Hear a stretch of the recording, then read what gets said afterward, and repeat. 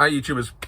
So you're thinking of purchasing your first motorhome and you don't know where to start, you're writing your lists, etc. So here's some top tips that hopefully will help you decide what type of motorhome you want before you go and make that all-important purchase. So stay tuned, see you after the trailers.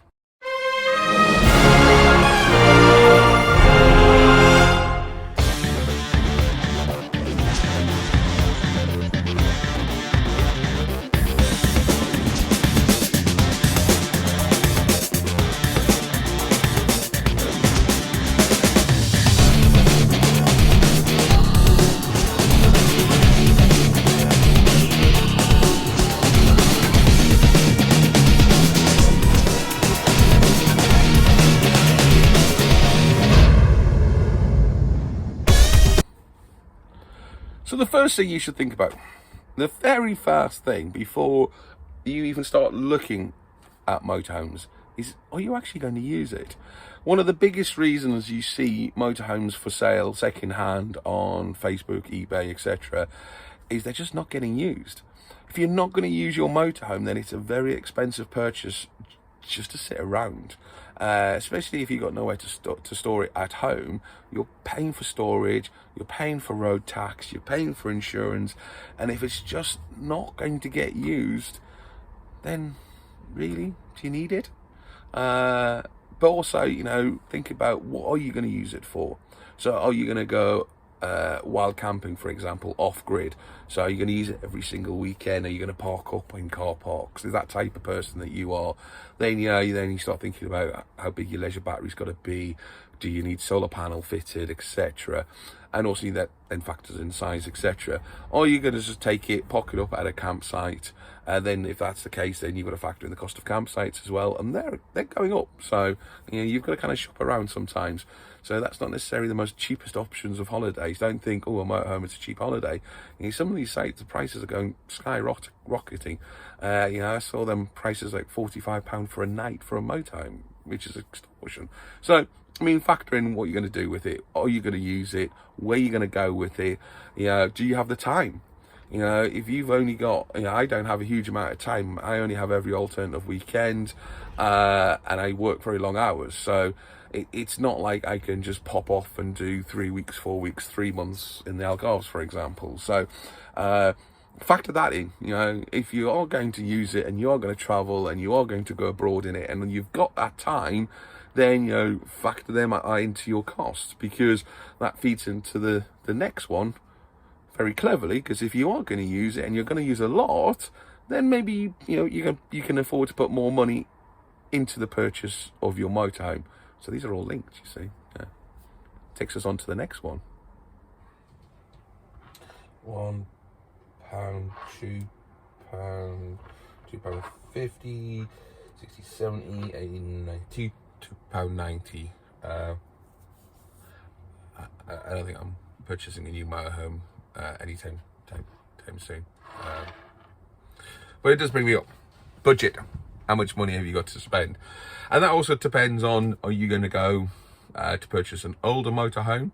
And I'm going to do a separate video altogether about purchasing old motorhomes, as I've still got a lot more to learn about Millie, and it's going to be a whole project. But subscribe if you're interested in that, because it's going to be a good video of all the things I learned, mistakes I made, and things that hopefully can help you. So this is just a general one, but pricing and your budget does make a big difference. If you do have a huge amount of disposable income, or maybe you just want to buy a really expensive one, then I highly recommend, if you're going to start paying around about your 30, 40, 50k, then go to a dealer. I think that makes sense, because you're going to get that warranty, you're going to get that peace of mind, you're going to know that they've serviced it and they've kind of checked everything, and also they're going to do a habitation check, etc. Certainly if you've got that money. Also, the thing about buying new though is make sure that the dealer's nearby, because if you've got to drive 2-3 hours to your dealer every time you need something repairing, then that's going to be a pain. So factor in where your dealers are located, where you're going to purchase, etc. If you are going to purchase brand new, maybe online or from one of these many shows like the NEC, etc., then talk to the dealer and make sure that maybe they will give you money towards repairs, etc., to save them doing the warranty repair. But most will say, bring it in and we'll fix it for you. So you've got to then factor that travelling back to that dealership all the time. But make sure your budget is very important. And then the whole argument over new, old. I personally think that everything you're paying for in that motorhome, all the bells, the whistles, etc., they're going to break. The more you've got, the more things are going to fail. So I like to keep things very simple. Yes, it'd be nice to have all these powerful tools and toys and gadgets, etc. But for me, it's just something else to break. Your powered beds, you press a button and the bed comes down, all that stuff. Every time I see that being demonstrated, in the back of my mind, I'm just thinking, that's going to be a pain in the neck when that breaks. Your steps that fly out at the bottom when you turn the ignition off and on and all that kind of stuff. Every single thing that's smart and clever, it's just something else to break for me. So my personal preference, and comment below if you disagree by all means, but I think the less gadgets and whiz bits and bells and whistles and all that stuff you've got in your home, in your motorhome, then less to break, and that means it's going to be cheaper. Do you really need that microwave in your motorhome? And if you do, then by all means buy that. But you've got to factor in, the more things you have in that motorhome, the more equipment, etc., the more you're going to pay, the more you've got to break further down the line. And if you're investing in your motorhome to last you for some time, then these are the things you need to think about. Again, another plus for buying old is you don't normally have all them things. I don't even have step for Millie. She doesn't even have a water meter. I have to bang the side of the water tank. But again, all these things are just going to break.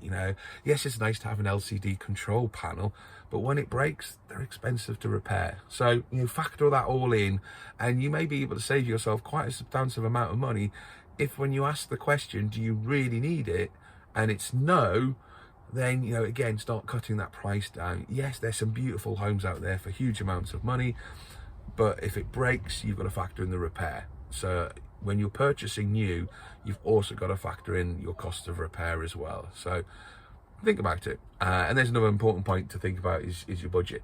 And then, when you're thinking about your budget, one of the main things is you start thinking about, which leads into the next one, is the size. Because you can go huge for lots of money if you really want. But have you got anywhere to put it? So this leads us on to the next point. So that's what 6 inches looks like. So, size does matter.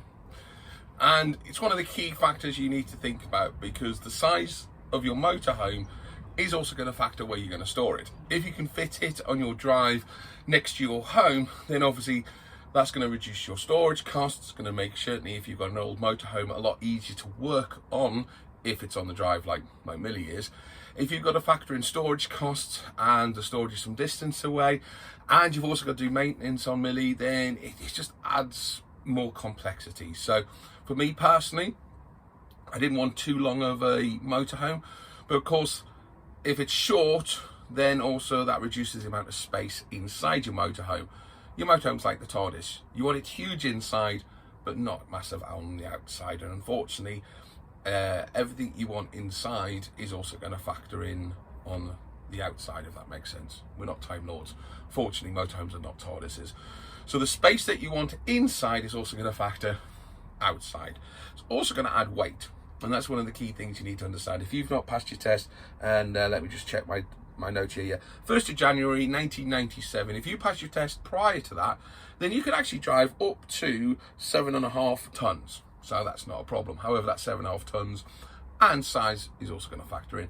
Anything after the 1st of January 1997, then you have to drive below 3.5 tons, which really reduces the scope of the size of the motorhome you can purchase. You can upgrade your license and go and do a C1 test, lessons, etc. I'm not sure what the costs are, but again, you've got to factor them costs in before you purchase that huge motorhome. If you don't have a C1 license already, then you're going to have to pass another driving test before you can drive that motorhome on the road. So think about size, think about weight. Very important, them two factors. Well done for sticking it this far. This is probably one of my longest videos, but there is a lot of information to discuss and pass on. So thank you for staying if you're still here. this takes us on to one of the most popular reasons why, one of the two most popular reasons why people sell motorhomes, and that's the layout. You quite often find people posting or selling their motorhomes, and the main reason they give is they're just not using it, or they don't like the layout. And the layout is quite an important, and I think it's a personal important thing. We all have different needs, different wants in our motorhome, and different styles. But it's very important that you discover which is important to you and what is important, and what do you enjoy about motorhoming will help you decide on the layout. And that's why a lot of people recommend going and hiring a motorhome of the layout style that you're interested in, just so to give you that main reason. Now, for me personally, and again, this is very much a personal choice, I like the rear lounge. I like all the windows open. I like the view. I like the natural light coming in, making the bed up in the evening. It's not a massive chore, but at the same time, I haven't had to do it that often. So maybe in a year, 2 years time, making that bed up is going to really grind me, and I will get a fixed bed. But so far, the ones I've looked at with the fixed bed options, I don't like. And also with a fixed bed, that space is only for one particular activity. Well, you know, sleeping, and you know, I get me all embarrassed now, but you know what I mean. Yeah, one activity-ish. Well, with the rear lounge, you know, this is our living area, our eating area. We can entertain here. We have a larger space. It just gives me more options, and it changes into a bed when required. And again, that reduces my space. To have a fixed bed and also sitting space, then you're extending the size of your motorhome, and then that then adds into other problems. So for me personally, I quite like the rear lounge setup. I quite like the kitchen with a window. Looked at all the other ones. I don't like the dinettes, mainly because I'm a big guy, and for me a fixed table doesn't really give me the space. I like the Millie design, and it was the kind of design that I had in my head. I knew I wanted a rear lounge when I started looking for motorhomes. But you know, look at the different styles, look at the different options, and decide what you want, but make sure that you're fixed on it. But I say that's probably the most common reason people sell motorhomes, is because they just don't like the layout after a period of time. If you're not sure, then rent some different types. You know, that's very expensive, but if you're going to lay down, you know, a large amount of money for a motorhome, you want to be sure that you're purchasing the right design, layout, style, etc. So that leads us on to the most important one. And it's the motor part, the motor in the motorhome. If you're looking for second-hand motorhomes, then you really need to factor in the motor as well. So what mileage has it done? Is it a left-hand drive? I nearly bought a left-hand drive motorhome because it was very, very well priced for what you were getting. But then I started thinking about all the challenges of having a left-hand drive vehicle. So don't forget the motor part of the motorhome, because you're going to have to drive it, and that factors in the size and the weight, etc. Because, you know, if it's too big, then just maneuvering it may be a challenge for you. Does it have powered steering? It's automatic, manual, etc. Diesel, the size of the engine. Bearing in mind that, again, the size of the engine is linked to the weight and the travelling, etc. So, you know, majority of them are diesel, but again, you know, you can pick up some old petrol ones with very low engine sizes, and then you've just got to think that that thing's just going to drive like a tank. So don't forget the motor part of the motorhome. So there you go. 5 things to think about before purchasing your motorhome. Are you going to use it? How much money have you got to spend on it? How much space have you got to store it? What the size and weight can you drive? And also the motor vehicle itself. But most importantly is just do it. You know, you can be thinking about it, planning it. Sometimes you just got to jump and do it. You know, some of the best adventures are normally the ones that we plan the least. So, you know, hope you enjoyed it. Sorry it's gone on for so long. There's a lot of things to think about. At the end of the day, just go and do it. Just purchase it. Go and have them adventures. Go and explore, and go and use it. It's nothing worse than having a motorhome that's just parked up and never goes anywhere. And, you know, expect some challenges. It's going to break down. Things are going to break on it. And they're the things that you just got to keep a calm head. Now, I mean, South Africans have a saying when things go wrong, they just say, we'll make a plan. And that's all you can do. You know, plan for it, have some spares, but also when it all goes wrong, just enjoy it. It's all part of the experience and the adventure. So hope you enjoyed it. If you do, click subscribe. Don't forget there's an oncoming video at some point in the next few months about purchasing an old motorhome, because I'm still learning about Millie and the mistakes I've made when I purchased her. And again, if you enjoy what I'm doing or enjoying the videos, then please like, subscribe. Any comments below on anything you think I've missed about things that you should consider. And there's hundreds. I know there's probably more than just the 5, but I think they were key ones. And I try to keep it snappy. This is probably the longest video I've ever done. So if you're still here, well done. Pat yourself on the back. And thanks for staying till the end. And I'll catch you next time. See you later. Bye.